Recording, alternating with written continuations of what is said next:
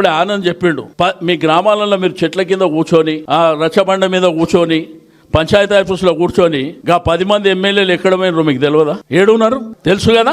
మరి మీ స్పీకర్ గారేమో వాళ్ళు మా పార్టీలనే ఉన్నారు అంటుండ్రు. మరి మన పార్టీలు ఉంటే ఇక్కడికి రావాలి కదా, మాతో పాటు కూర్చోవాలి కదా, రావాలా లేదా? మరి మన పార్టీలు ఉన్నాడు మేము కూర్చున్న వేదిక మీద కూర్చొని మాట్లాడాలి కదా. చెప్పేటోనికి ఏమన్నా సిగ్గను ఉన్నదా? తీసుకున్నాడేమో నా పిల్లలు కాదంటుండు, పోయినాడేమో ఆయనకి పుట్టిన పిల్లలే నా పిల్లలు కాదని వీడు అంటుండు. అరే ఇప్పుడు మనిషి జీవితంలో బతకొచ్చు. ఇప్పుడు నేను కూడా 2014లో తెలుగుదేశం పార్టీలో గెలిచిన, నేను కూడా కేసీఆర్ పార్టీలో చేరినప్పుడు నేను ధైర్యంగా చెప్పిన 2 రాష్ట్రాలు అయిపోయినాయిరా నాయన, కాబట్టి మా రాష్ట్రం మేము అభివృద్ధి చేసుకుంటామని చెప్పి జాయిన్ అయినా.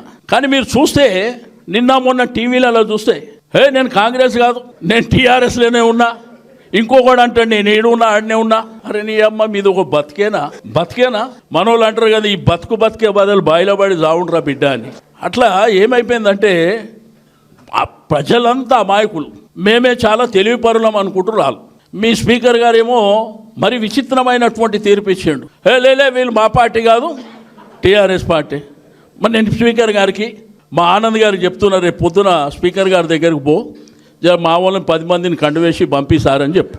ఆనంద్ ఆడనే ఉంటాడు కాబట్టి స్పీకర్ గారు ఇప్పుడు వికారాబాద్ వస్తలేరేమో, వారి ఇంటికి పోయి 10 మంది మీరు చెప్పారు కదా సార్ తీర్పిచ్చి, కేసీఆర్ సార్ నన్ను పంపించిండు, మా కండువలు మాకేసి మా దగ్గరికి పంపించేయండి అని ఆయన ఒక అప్ప చెప్తే ఆయన తీసుకొని వస్తాడు. అరే నీ అమ్మాయి సిగ్గులేని సంసారం అయిపోయింది ఇది. కనీసం ఊర్లో ఉన్నోళ్ళు కానీ పట్టణంలో ఉన్నోళ్ళు కానీ కనీసం చదువుకుంటున్నటువంటి మన పిల్లలు కూడా అరే ఏమనుకుంటారన్న సోయి కూడా లేదు వాళ్ళకి.